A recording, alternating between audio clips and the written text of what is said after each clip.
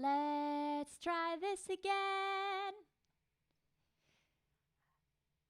I want to be where the sound is, even when I am my sound technician.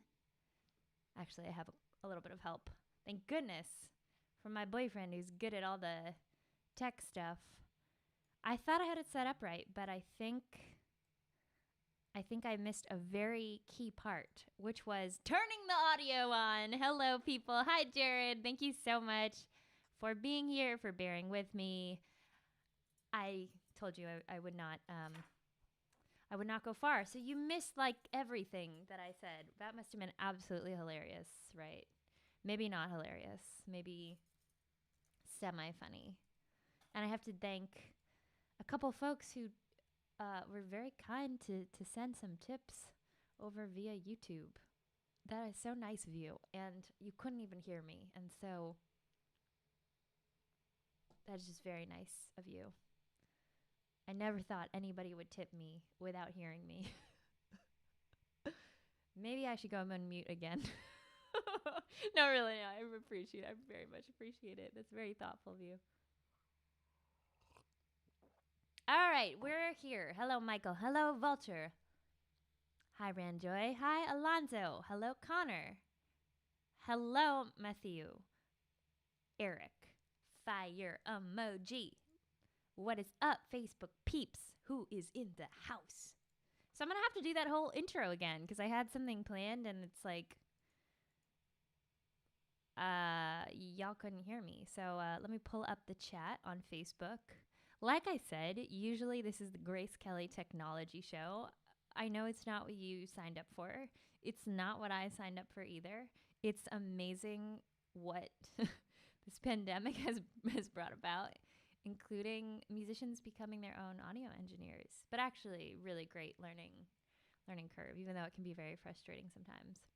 But there's certainly a lot of things that I did not know how to do before that I have had to learn. Oh my God, Ron, thank you so much. Thank you for that tip. So kind of you. All right, so we are live on Facebook. Hi, Alistar. And you know, I've finally learned. What up, Melkus? I finally learned to save Instagram for last because there's never any sound issues on Instagram because it's right from the phone. And they're always the ones that are like, I can hear fine. I can hear fine. I can hear fine. I'm like, I know you can hear fine, but everybody else can't. All right, so I'm going to turn them on now. Anyways, let me redo that beginning. Hi, John. Joe, what is up? Joe Zarzano in the house. I was saying before technology got the best of me that these glasses are so trippy, everybody. It literally looks like a geometric, shifting unicorn rainbow world. And it's pretty wild. I will say it's kind of interesting to put on because close friend gave me these glasses and I was like, wow, that's cool. And then I was like, oh my gosh, that's cool. I do not think I could perform in this, but I think it would certainly give me some new ideas because it's like everywhere I look looks crazy. All right, people. What's going on? Last time I had a technological problem. Last time the microphone was massaging your left ear, if anyone does recall. Hello, my Instagram friends. Who is in the house? Hey, Flowbird, good to see your name. Good to see your name. And last time I couldn't figure out how to do.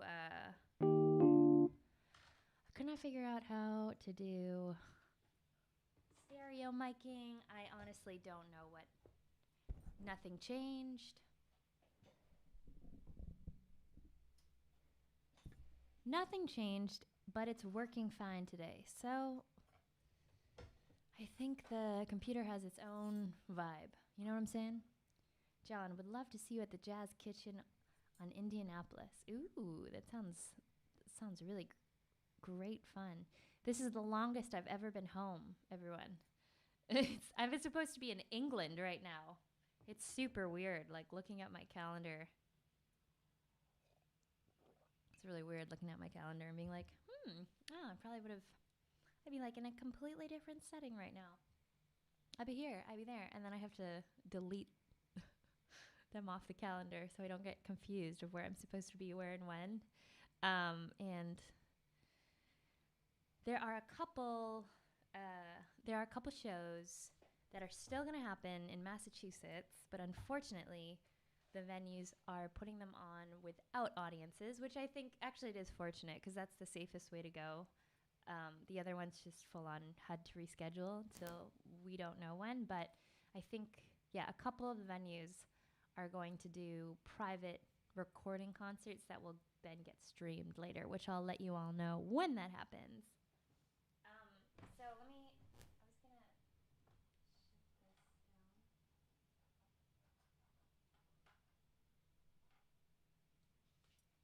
So anyways, I'm always happy to see all of your names and very curious what's going on in your worlds.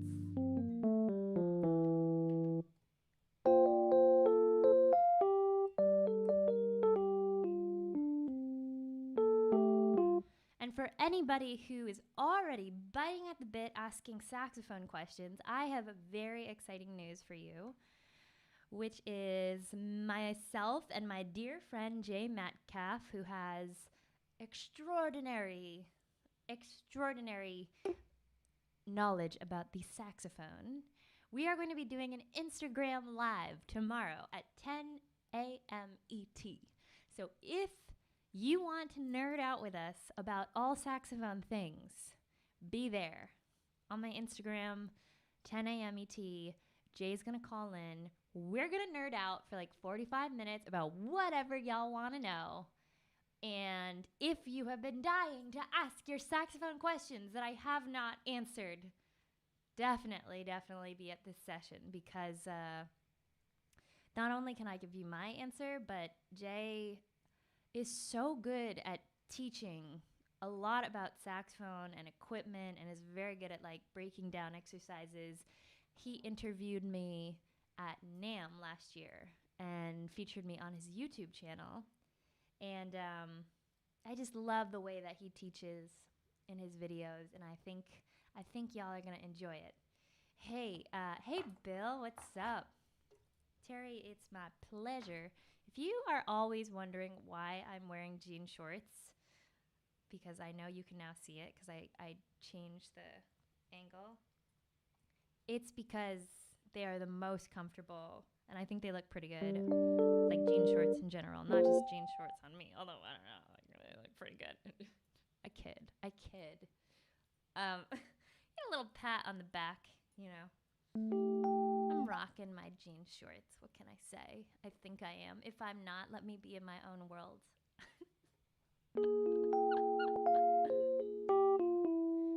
So anyways, I'm super stoked about tomorrow. If you want a marathon Grace sax session, hang out after that 10 a.m. live session with Jay, and then I'm going to go straight into office hours with my buddy Leo P., which we have so much fun. Last week, we got into so much good stuff, all of you. Anybody who's a musician, an aspiring musician, maybe curious about the music business industry, we're not only talking about sax stuff, but we went into, someone had a great question of how do I start gigging?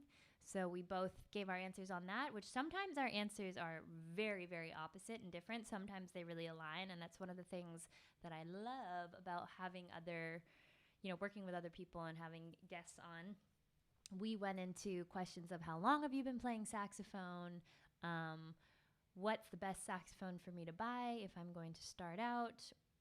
What are your tips for songwriting? So if you want to know the answers to all those, we also do that on our YouTube channel, and those stay up so you can watch them. I'm working to make little clips of them that are digestible clips on Instagram as well.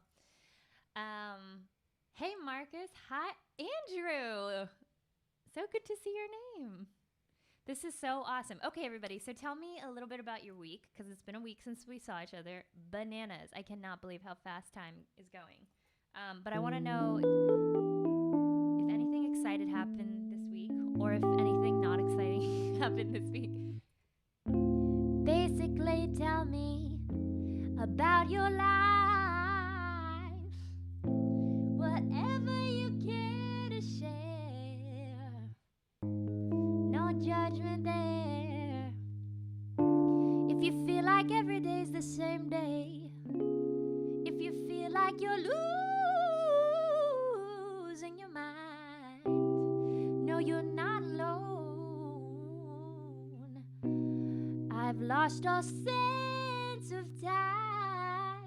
You know what I'm saying? Like, is today Thursday or Monday or Tuesday or Saturday? I used to know the days of the week from when I'd be out gigging. I usually know when it would be a weekend,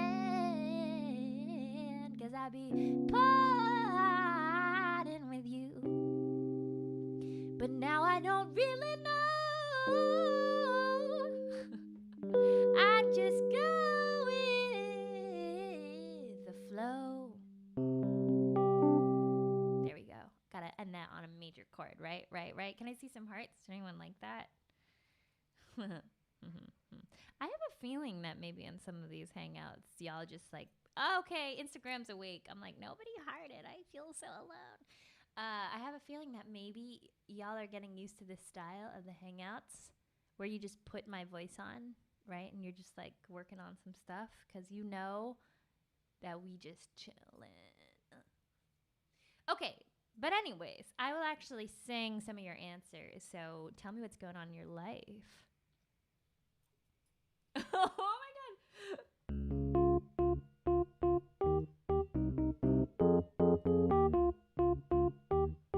Oh, I love this.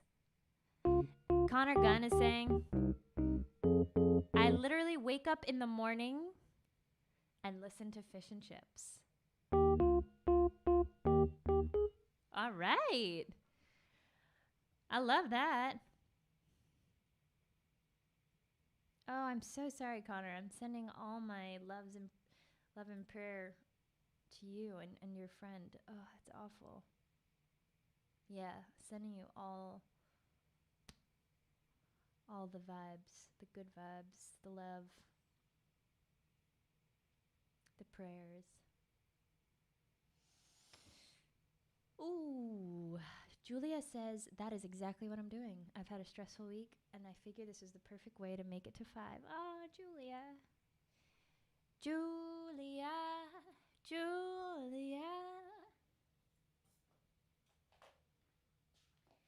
You know that in Graceland, it is the perfect place to make it to 5. I like that.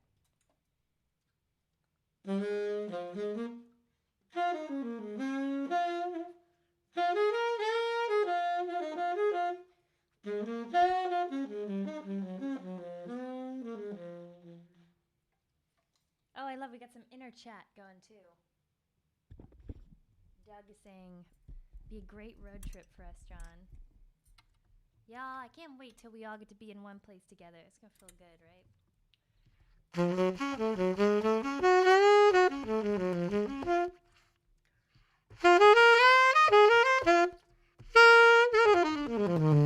That is what it sounds like when your reed has been on your mouthpiece all night. Not recommended, but I am actually astounded, absolutely astounded for how long this read has lasted. Really, it's been the longest lasting read. So I'm glad to hear y'all are doing okay. Connor, this is a Van Doren M.O. ligature. And I also would love to, we could take some questions as well. What's been interesting about my week? You know, it's been really, I don't know if this is similar for you. It probably is, based upon the couple of comments that have come through. I'm trying my hardest to keep to a schedule because I know that's how I'm going to keep my sanity. But because I work for myself, I'm self-employed, it's sometimes just hard to stay on task, especially when that task has to do with like looking at screens. And I've been reminding myself how important it is to just take breaks, to call a friend, there's been a few times where I've just gotten really grumpy and I've had to be like, Grace, what is it actually that you're so grumpy about? Are you hungry? Are you lonely? Are you tired? Are you creatively fulfilled? Like, just kind of going down the list. And oftentimes it's something in there. And that's usually a really good time for me to like go and take a walk. Or I find that after I talk to a friend or something, I feel better. So it's just weird because, in one way, yeah, I still am seeing friends in person with like precautions of masks and self-distancing. And in a way, that's not different than what it used to be, right? I mean, like, we're sitting outside. There's coffee shops that are open, not like in this, you have to, there's less people in the actual coffee shop, but if you're going to stay outside, or they have these cute chairs and tables out. So, but I think it's just more like the vibe of everything just feels like so weird. But I've been staying healthy, and I've also been reading, and that feels really good because to be honest, haven't really done that in a while. I usually listen to audio versions of books and podcasts, but I've noticed that at night it feels better just to close all the screens. And so the other night I just curled up on the couch and read for a bunch of hours, which was awesome. And I'd like to do some more creative work.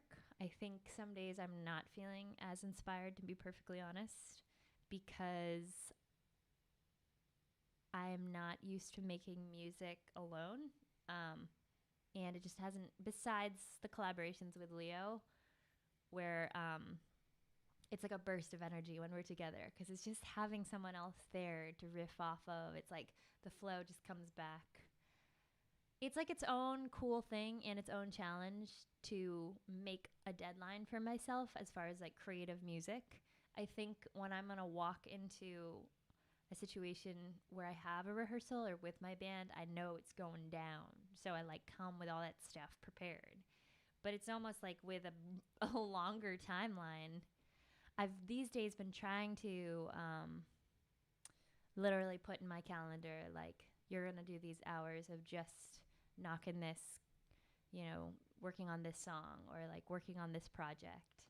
And that's been interesting. I'm trying to see if that works for me. There's some times that this week in particular, there's been a few days that I wake up and I have a bunch of melodies. And the thing that I've been doing, which might be helpful for any of you songwriters out there, I used to record it in my voice memos, which I think is still good because you want to remember the idea. But now I'm actually doing video recordings, even if I look like awful.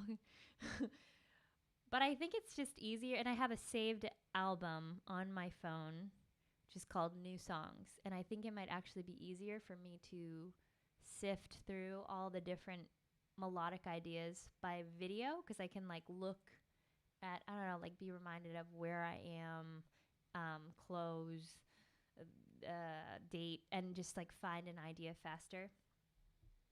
So I've been really digging that. Like in the morning, it's a vibe. It's a vibe. Like I wake up, I do my meditation. I've been doing some journaling. I started my gratefulness, writing down like 5 things that I'm grateful for every day, which really feels awesome. I've been shifting my exercise routine to be like a little bit later in the day. I used to do it right away, and that was cool, except sometimes it was already like late morning and I was like honestly kind of just exhausted from exercising. So I've been doing like a little bit of just a warm up, like 5 minutes of just jumping jacks, squats, some push-ups, stretching, and everything going. And then usually from that place, at least in the last week, I'm feeling really relaxed, and it's just like melodic ideas will come, and it's always a great idea to jot them down because you want to capture them. You know what I mean? Yeah. So Andrew's saying James is working through transcribing Grant Green's Django. He's also sleeping until 3 p.m. because he has his fingers crossed. What a great time to be transcribing. State honor band and all state jazz honor band. That is what I do in Cali. All right, man. Being very proactive. Doug is asking, has there been anything that has come out of this that you found you liked and would like to continue to take with you after all this is over? Oh my gosh, that is such a great question, Doug. Thank you for asking that. Absolutely. Oh, I'm cutting off my head on the not right now. On the camera. Let me adjust the camera.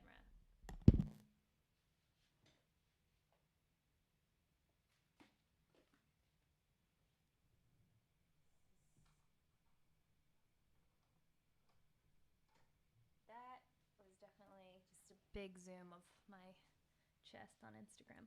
Okay.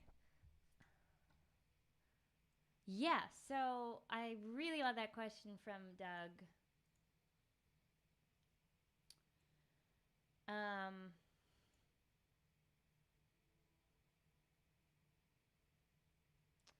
One of my favorite things that I've gotten into during this pandemic that I didn't get to do before was to dive into writing curriculum. And I've really discovered my love for teaching. And I think before, when I was teaching, I was definitely giving students my thoughts on how I go about things, but I didn't really have like a step by step. I didn't have my step by step teaching method down at all. It was more like, play this, and I think still some really good stuff. But over quarantine, I've really been able to just like peel back and pause and be able to look at my process when I write music, when I make music, when I improvise, and ask myself from like a learner's point of view, like, what am I doing? So much of it is so ingrained, and also, comes from getting to play and getting to learn from literally legends on the saxophone, Phil Woods, Lee Conants, my mentors, people who, Frank Morgan, they taught me so much on the stage. And those weren't really things that were like, do this, do that. It's just things that I learned by stepping up to the hot plate, being on the stage. So I've absolutely enjoyed writing a bunch of curriculum for the first time, holding online workshops, connecting with an amazing community of really talented and motivated musicians. I just love seeing that. Really just makes me feel so good, and it's wonderful to see community online of folks that are now getting to know each other and supporting each other and asking questions and joining for office hours, and it's like, gang is here. Yes. I've also really loved the quiet time to be able to reflect, and I've been doing more journaling than ever and thinking about questions of, how do I want to move forward in my musical creative career? How do I want my flow of life? Because this has been some of the most, quiet time in a way of just being home, being in one place. And I've never experienced that before. And there's parts of it that I love so much. And I love my morning routines and just getting my head in a really good place mentally and my body as well, feeling my best. So I would like to take that with me, the reflection process, the journaling, the having enough space to think to think about like what I'm doing and why I'm doing it, which seems like such a simple thing to say out loud, but in the heat of in my most busy times where I might be like sleep deprived and, hungry and going a mile a minute and like getting off an airplane and trying to answer emails and texts, and like it's just a lot of incoming. And I think anybody who knows the artist life probably knows that feeling, and it can be really hard to set any type of boundary, just to be perfectly honest, because they're all like amazing things that are coming at you and people that I love and want to connect with. But the reality is, like, when I'm on tour, I get so much stimulation from being on tour and being with people that usually when I come home, I want to be like, which, to be honest, social media is kind of the opposite. It's like, at least the way I like to do social media, it's pretty constant. It's like a journal entry or something. And I love hearing from all of you. So Um, so where was I going with that? Uh, so I absolutely just love this time to be able to do way more creative writing, do more some internal writing, and think about like why I'm doing things and what do I want my future to look like, you know, as a creator, what do I want my future to look like for my business. And I'm very fortunate to be able to be in this position, you know, very, very fortunate. So I have been loving the pause because I think it's a complete necessity to have a pause, especially when you're someone who's your self-employed, your own artist.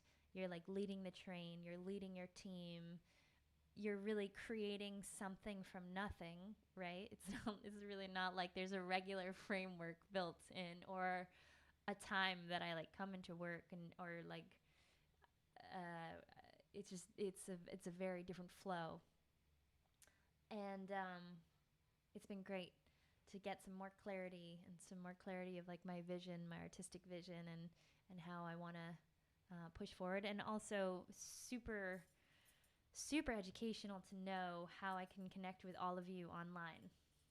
You know, I think that that's something I really want to grow, and I'm so excited to have had this time to just connect on a regular basis. And I think people need to think about, and I'm talking to any creatives or entrepreneurs out here, especially those who are in the arts and might be trying to figure out how to navigate this pandemic. I think it's really important to treat your digital media as its own thing. Um, we don't know when live shows are coming back. We don't really know what the future is, you know, exactly. We can't plan for those things right now. It's all in such a limbo. So I think it's really important to build up any digital media, your followings, connect with your fans and your peoples as much as possible. And when gigs do come back, like awesome, rock and roll, we back out there. But this is definitely an opportunity for you to grow your business, and have it really have proper footing and roots in the digital media age. And I think there's definitely some people who've been doing that really well for a long time, way before the pandemic hits. Some of my friends who are killing it on YouTube and like YouTube stars, I think are probably quite glad they have built that up in that way, especially right now. And those some of those people have never toured. Um, and then I look at like my friends who are in Wolfpack and what they've accomplished in building their online audience, and they really haven't played that many gigs, but the ones they have played is like selling out Madison Square Garden and Red Rocks. That's incredible. All right, I could go on and on and on, but hopefully that's helpful. Some people, it's a great question for me. So thanks for that, Doug. Any other questions? Let's see. Lily's saying, how would you inspire young musicians that would like to take their music further?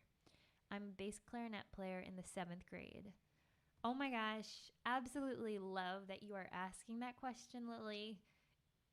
It is so cool that you are thinking about taking it further and thinking about how you can position yourself with your love of music. Um, so I would say it's important to nerd out as much as possible. Nerd out. Let me emphasize that right now. Nerd the F out. And the F stands for nerd the fun out. And I say that especially, I say that to you, someone who's really in your development right now, because it's important before thinking about all the other things of, you know, of the business and how do I position myself like gigging, and before worrying about all those things, which, you know, it is important to educate yourself about that, and you'll get to a point where that will be a top priority. But right now, in 7th grade, when you're playing the bass clarinet, you want to just get to know that bass clarinet inside out, listen to a ton of music, transcribe a lot of music, start to write your own songs, learn what the bass clarinet can do. What can it do traditionally while you play its notes? What can you do that might be really out of the box when you play the clarinet? My friend Leo talks about how he started to make his crazy sound on the saxophone based upon a sound of a saw. And he tells that story of when he first like heard that sound and then decided to make his sax sound like something that we've never heard saxophone sound before. Like, can you make your bass clarinet sound like a dolphin? That's a really, I remember I had a teacher once who was like, try to make your sax sound like the birds, improvise with the birds. And it was like, mind melted because I was like, what? That counts as practice? I can just improvise with nature? And he was like, yeah. And I was like, oh my God, that is so cool. So nerd out, very important. I would say when it is the right time and when we can do this, it's really a great, great thing to play with other people, especially with other people who are of higher skill than you. That's something that's helped me tremendously. And I'm so glad to have had that experience from a young age of whether it was going to a jam session and performing with my teacher who would bring me on stage or getting to work with just really amazing musicians who kind of took me under their wings, or even peers of mine who were just like they were just, you know, if my skill was here, my peers were like here. And that just gave me more motivation to practice, and I wanted to get at their level. And, you know, the vibe between all of us was really, really good. So it wasn't like, you suck, I'm good. You know, it was very much like everyone was just in it. And I think that's important. You got to listen to a lot of music and got to play a lot of music. And I'd say all the other stuff is going to come, the networking, the business, all that, but nerd out like crazy and find some people that really influence you on the bass clarinet and that you love. Marcus Miller, amazing bass player, of course, and writer, but wow, what he does on the bass clarinet is so soulful. My friend Felix Pikely is, we went to school together. Look him up. Unbelievable clarinetist. I've never heard anyone play clarinet in the modern way that he does, and in the way he mixes some of his modern stuff and jazz vocabulary. Super, super cool. All right, let's see. Great questions.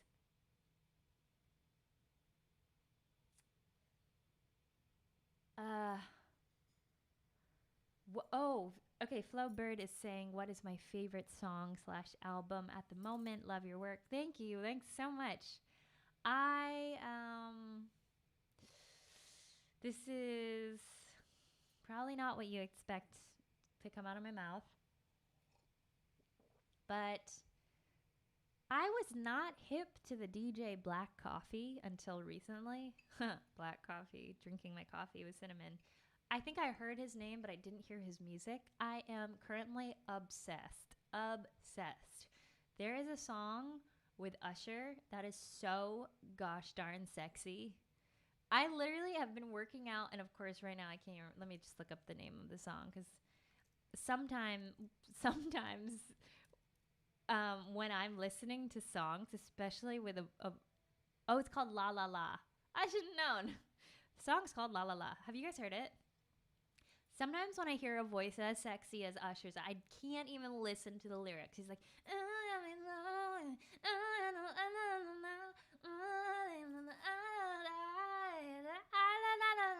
I'm just like, it must feel so good to wake up in the morning and just sing in the shower and be Usher. Also, I was thinking about that, like a John Legend track came on, because I think I had the Spotify radio on, and I was like, and I got to sing for John Legend a year ago. I honored him and I sang, we're just ordinary people.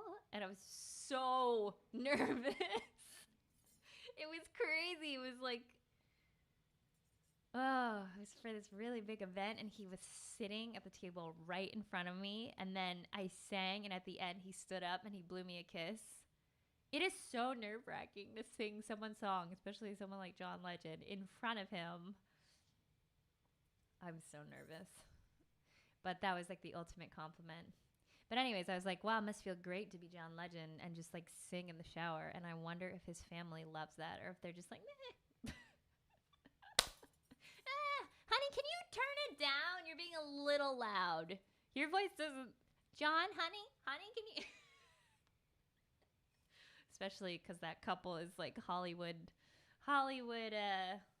celeb style.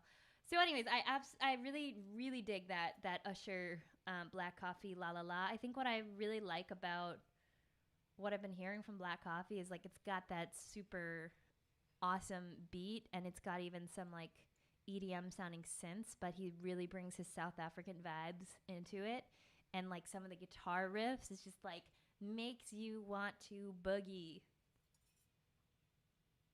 I was listening to some of those tracks as I work out because I like to have kind of upbeat stuff. And I could not focus. I just started dancing. So I think when that happens, if that happens to me, that must happen to quite a lot of people. And I think at that point, you definitely know. They must have known they were onto something. Okay, so there's a lot of questions coming in right now about saxophone, and I'm just going to say to them, to anybody who's asking about saxophone stuff right now, I am going to be doing a live hang with my dear friend Jay Metcalf tomorrow at 10 a.m. ET on my Instagram, and we are going to catch up and talk about all saxophone things. So if you want to know about saxophone, and Jay is so great at breaking it down, definitely come tomorrow morning on my Instagram. We're going to get into it and then stay. It's going to be a marathon session because at 11 a.m. I'm going to do office hours with my buddy Leo P, which we get into a lot of stuff. We review people's videos and give you our feedback. We also get into Q&A and talk about some music business topics and some saxophone topics. I also love how now it's not just sax gang. We got like trumpets, bassoonists, keyboard players. It's fantastic. All are welcome. So definitely meet us for that. And you will all see on my Instagram stories that I would love to get any of your saxophone questions before my session with Jay tomorrow so I can literally pull them up and answer some. Also, I'm not going to spill the beans yet, but I'm lining up a really cool session. It's going to be an online session, interview style, but also like learning. You're going to learn some cool stuff for anybody who's in the woodwind world. I'm lining up something really cool next week with some very awesome people that I think you're going to be quite excited about, especially judging from one of my past Instagram posts asking if people might be interested in this particular thing. And instead of just putting out some content of my own, I've asked some friends if they would be down to come and do a bit of talking and interviewing and teaching, and I am so pumped for it. So look out for that very soon. I'm going to make an announcement on socials very soon. All right, Diane, I love your music. Thank you so much. Thank you. Flowbird, I was actually supposed to be in London like tomorrow. Isn't that so wild? Flowbird just said, I hope you come to the UK. Would love to see you live. I would love that too. It was literally supposed to be right now. There's been so many things in the last week that have been pointing my attention to the UK and London. And believe me, I would love to go there. I've only been once and it was awesome. Played Ronnie Scott's sold out show, but didn't get to spend nearly enough time. And I just love the culture there. I love the vibe, I love the fashion, I love the music. Hey, Alan, what's up? Hey, Nicole, what's good, girl? All right, so somebody said, this is a great question. How do you stay motivated to play? I lost my motivation to play sax about 2 months into quarantine, and I want to reignite my passion again. First of all, it is amazing awareness that you even know that you want to reignite your passion, and that's a fabulous plan. I think a lot of us are, myself included, are really hard on ourselves when it comes to like, oh, I got off the bandwagon, like, all right, throw in the towel, whether it's sax or working out or eating healthy, right? Can I get some support here? Have y'all been there? Cuz I know I've like lost some motivation. I've lost some motivation during quarantine and this pandemic. It's like it's really hard. It's hard to keep your fans running. But one thing I will say is if you kind of try to take that pressure off as much as possible and just be like, all right, I'm just going to sit down. I'm going to do 15 minutes or not even like, I'm just going to do 10 minutes. Just literally going to set the timer, 10 minutes, and whatever I do, and I'll hold the saxophone in my hand, and whatever I do is what I do, and that's it. And if you feel like going back, if you feel like doing more, great. If you don't, a successful connection with the sax, and you just try to do that same thing the next day, 10 minutes, and then I think by like seeping into it slowly, right? Instead of just like, oh, I gotta be all in, like I'm gonna get ripped tomorrow, like you kind of sit, if, and believe me, I say that because I've been there. Sometimes I create these sprints for myself that are just so unrealistic, and it's like, okay, well, I'm not gonna launch all those things next week. But I think if you just do baby steps and you get back onto the horse, that in itself is a fabulous thing and a great journey, and good for you for wanting to pick it back up again. I mean, honestly, sometimes I feel really inspired to play, and I feel really inspired to make music, and sometimes I don't. And I sometimes feel really bad about that, which, I think that's just something I have to work on because I'm a person and a human and I have different needs. And sometimes I'm not in the place to feel like playing or writing, and that's okay. And I trust that it will come back and then I'll get back on the horse. And I think these things, inspiration does come in different spurts, but you can also cultivate it on a regular basis, even in a very small, tangible way. Like I just said, 10 minutes on the timer, boom, sit down, do that thing. Great. You did that. Hopefully that's helpful. Yeah, Mark, that's what I was saying, to get into a routine. Yeah. Ooh, so many great questions. Mr. Mouse is saying, any tips about music branding? That's a great question. There's so much to go into with that, so I'm gonna kind of just say. And by the way, if anybody's like wants to weigh in on this stuff, please like comment in, give your perspective. What up, Samuel? What up? Okay, so this is a great question from Mr. Mouse, Mouses, about branding. There's a lot to get into there, so I'm gonna just kind of keep it a little bit brief, which is you want to find your most authentic self. And I think one of the big questions you want to ask yourself, especially if you're an artist, is what do you think is unique about what you do? That question has been on my mind because somebody asked me that yesterday for a podcast. And I was like, at first I'm like, oh my God, there's nothing unique about what I do. Why do people like to watch me? Oh my gosh, like, I mean, it's all, am I saying anything unique? And then like, I realized that the thing that, I'll just share my perspective about what I think is something unique to me and my brand is I feel like my music and my performance brings a lot of joy, and I feel that joy when I make it, and I share that joy with others.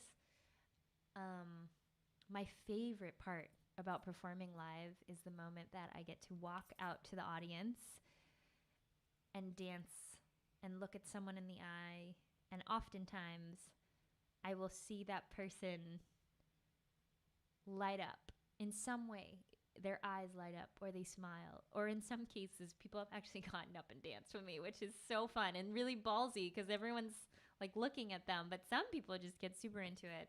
But even if it's just a smile or somebody just kind of lighting up, it gives me like it just is a ping of sunshine into my heart because that is the connection that I think is so special.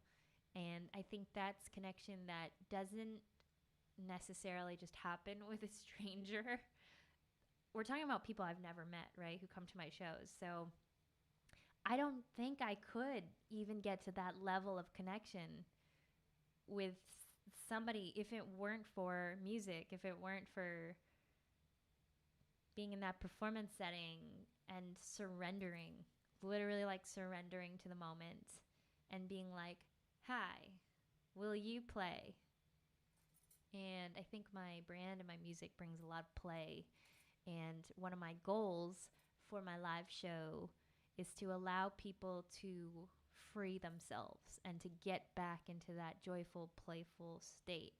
Because I think for a lot of us, that's a very hard place to get to in our everyday lives, or maybe we kind of feel like we left that feeling behind, or things are feeling so static. And so you don't feel that free. And believe me, I've definitely been there. And it's a very hard place to be, especially when you are a performer and you think your thing is to be free. And I've been in moments that I'm like, oh, like, just play the saxophone. But in my best moments, and I think in the essence of what I do and who I am, and the thing that lights me up the most, it's about connecting with people. It's about expression and joyfulness. And the other thing that I think my brand brings, which I'm kind of just answering this from my point of view, so you can think about your question, so I can help you think about your question of branding for yourself as an artist. The other thing that I really think about is vulnerability. I think about vulnerability when I perform live, and especially when I'm like singing a song that might be a ballad or might be super personal. I am I'm trying to tell my most real stories to people without like the fluffy stuff, and connect with them on a real level. And then when I sing those songs too, like if I am in the emotional state that I could possibly start to cry, I would. And that's a really scary place to be in a lot of times, especially on stage when there's lights and people are looking at you. But it is the thing that I think people connect with quite a lot because it's so human, you know? So, and I feel that when I watch other performers who give me their heart, I'm just like, it's just, oh, thank you so much. There's nothing like it. So when I was in the studio with my dear friend Elliot Skinner, who's such an incredible singer and songwriter, and we were recording Feels Like Home, which is actually, we just did one take. And right before the song, some of you may have seen the behind the scenes, we were just talking about the power of music and talking about love, and really kind of just exploring that while speaking. And I think we set the perfect vibration, the perfect tone, and it was like, everything that came out of our heart and our voices was pretty real in that moment. He does that very, very well. Really transcends me into that moment. So those are some examples of things that I think about. And I think one really exciting thing for me to have started to see over the last couple of years, I'm in a very reflective mood right now. I think it's because of all of your questions. One of the things that I was very excited to see was when I released my album, Go Time Brooklyn, which maybe a bunch of you have seen the YouTube videos from that session. Fish and Chips was from that session. Unchain My Heart, Feels Like Home. And I've done a few studio sessions since. But that one in particular was my first entryway into like a crossover sound, using my jazz, but also singing and dancing and just wearing wearing colorful things that I felt like wearing. But I was super nervous for it because I think the part of my head that was being like the jazz police in my head and telling me I shouldn't, I shouldn't wear a pink fluffy coat or whatever. It didn't like fit. I kept telling myself what didn't fit and what did. And at one point I was just like, I'm just going to make the album and the video album that I want to make. It sounds so simple when I say it out loud. But it was not. It was very noisy in my head because I kept thinking about what everyone else would think. And then, thanks to all of you, my amazing fans, y'all financially backed that production, which was not inexpensive, and really like trusted me to take my vision of what I wanted the production to be and to bring the people in my camp in to do it. And I was just so excited to see that people from all around the world were commenting on those videos saying, I feel this joy. You know, I feel this on my screen. You know, I'm smiling, I'm jumping up and down, I'm crying, whatever it was. That was my vision for it, that I want people to like really feel the music and see it. And I wanted close camera angles on everything to try to give the most like realness. And we talked about all that with my team, and they nailed it. But anyways, I said that was going to be a short answer, and it didn't end up being short. Lots of way to think about branding, lots of places to go with it. I think it's most important that you speak from an authentic place because I don't know about y'all, but you know, I'm inundated with stuff and ads and videos on my screen. And if there's something that comes up that I'm watching that doesn't sound like it's in someone's voice and it just sounds kind of gimmicky, it goes right past my eyeballs. So, you know, I just love it when I see another artist just talking to the camera, which is not easy, by the way, but or just giving it to me like it is. So, good things to think about. Yeah. So, all right, I think I'm going to bounce out in just a moment. I want to thank you all, as usual, for joining, for hanging. Maybe I'm just on your speakers as you're continuing to work. Maybe you're playing video games. Maybe you are just... I like how there were hearts there. Maybe there are people who are actually just watching the screen, which would honestly blow my mind. Maybe you're sipping your coffee and tea. Why do I have to say maybe? Can I know? Is anybody playing video games right now? Someone's got to be playing games. Thank you so much, Carrie. That's so kind of you to say. Your brand trait is purity. Oh, I'm sorry. That wasn't about me. Oh, I completely read that wrong. I thought, okay, no, this is Carrie chipping in, which I love. Your brand trait is purity. There is a classic artistry that tells people you are watching a great artist. Oh, you are talking about me. Are you? Oh, I don't know. Beyond generations of time, timeless would be another trait. Very, very kind of you to say. Nicole, chilling with tea before sleep. Oh, that's nice.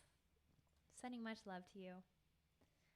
Savannah saying, I'm watching. Your voice and vibes are very soothing. Oh, thank you. Thanks, Savannah. That's so nice to hear. It's because I haven't had my second cup of coffee. Okay, working and watching. Awesome. Love hearing that. Wow, Marcus, you're just watching me. Okay, you proved me wrong. Some of you are just watching me. I'm honored. What can I say? I'm honored to be on your screen. Nobody's playing games. Oh, there it is. Troy is playing Strike Force. And Troy's leaving. Okay. Hanging out and watching. I love it. Okay. Yeah, Cats is in. They are checking out Fearless Fly's record. Yes, Kenny and the Jets came out today. And your girl got a little solo moment. And yes, you'll notice something quite different in that video. Kenny is such a beast. Oh, somebody wants to hear the lick. They said it's going to make their day. If it's going to make your day.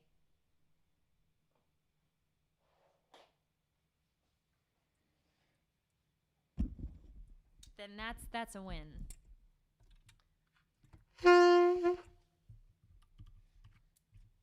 Oh, office happy hour. Happy to be here doing a crossword. You guys are just, love it. Just chilling. Okay.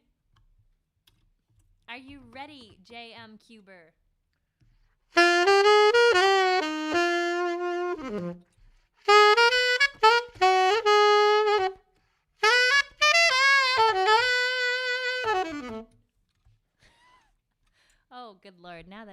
on the internet. That happened. It did. All right, so so many great questions coming in. I hope you enjoyed that, my friend. I hope that made your day.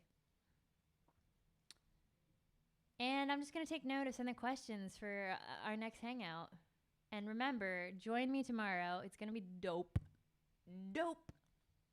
With Jay and then Leo.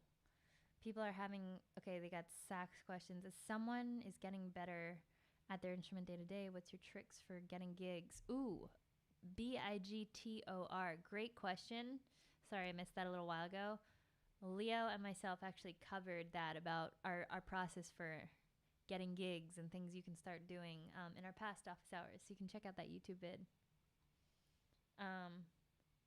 So cool. Okay. Great questions. Chord mapping, connection chords in a progression. David Broadfoot. Great question. David saying, do you have any exercises for chord mapping, connecting chords in a progression? I don't know what chord mapping means, but I do have a bunch of exercises that specifically focus on chord tones and creating guide tone lines using common tones. And I really think that chord tones are like the olive oil to your line, and they can make someone's lines who sound a little too boxy and linear suddenly like free up to sound way more melodic and connecting chords in a very fluid way. I'm going to announce an upcoming workshop very soon. Look out for it in the next couple of days. I'm going to hold it next Wednesday, and it's going to be an online workshop all about chord tones and guide tone lines. So we'll get into it. We'll get into how to craft great guide tone lines, a little bit about chromaticism, but it's mainly going to be a workshop for like intermediate levels. And I think it's a really, honestly, I think advanced players could take it too to get a good refresher, but I would suggest it's probably for people who know their scales and they can outline their 1 3 5 7. Good stuff. Okay, well, I absolutely love hanging with all of you, and thank you for spending some time. I'll see you next week, and until then, friends, see you tomorrow, 10 a.m. for any sax peeps out there, 11 a.m. office hours. I hope y'all have a blessed weekend. We didn't even talk about if anyone did things for 4th of July. I kept it chill, but wow, there were a lot of fireworks. Steve, approach notes. Yeah, we're going to get into that a little bit in the online workshop, but that's certainly a great way to connect your phrases. Approach notes are definitely key. All right, y'all. Much love to you. Be well, and thank you to those who sent some YouTube tips. Again, that's very sweet. Was not expecting that, and love you all a lot. So be well, and I'll see you all soon. Peace.